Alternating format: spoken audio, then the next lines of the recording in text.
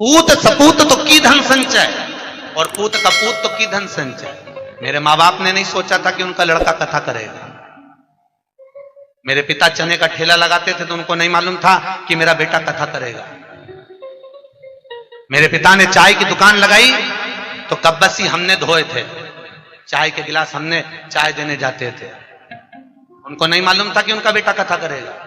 जब उनको नहीं मालूम था कि उनका बेटा क्या करेगा तो हमको क्या मालूम कि हमारा पुत्र आगे जाकर क्या करेगा। इसलिए अपने कर्म स्वयं लिखा कर मनुष्य पैदा होता है, उसके भाग्य में कितना है उसको मिल जाएगा।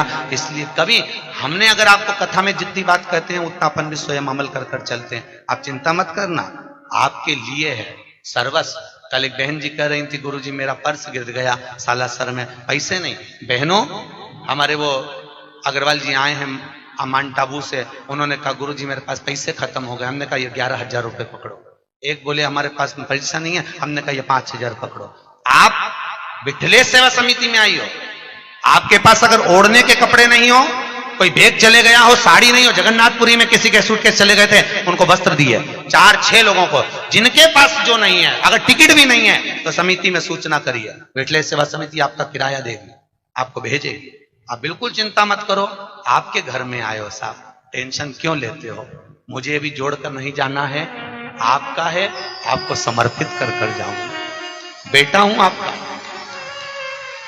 पुत्र हूं।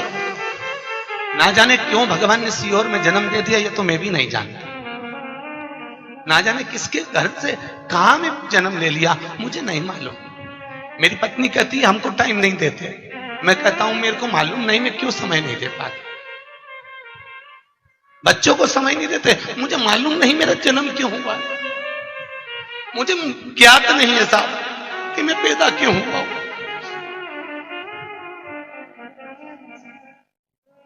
मेरे ससुराल वाले कहते हैं आप हमसे पूछते नहीं हो, मैं कहता हूं मुझे मालूम नहीं है मैं क्यों जन्मा हूं, मेरे जन्म का कारण नहीं है। मुझे आज भी संस्कृत नहीं आती है, मैं बड़े बड़े वेद पुराण संस्कृत नहीं पढ़ता, हिंदी में मुझे पढ़ने का शौक है, रात दिन पढ़ता हूं। बस पता नहीं, मेरी समिति के लोग कहते हैं आप इतना क्यों करते हो, घर से फुर्सत नहीं मिलती किसी को भी, मुझे नहीं मालूम मैं क्यों करता हूं, मुझे ज्ञात नहीं है। आज भी मैं मेरे कलुआ से पूछता हूं मेरा जन्म क्यों करा है, मुझे बताओ, ना जाने क्यों जन्म।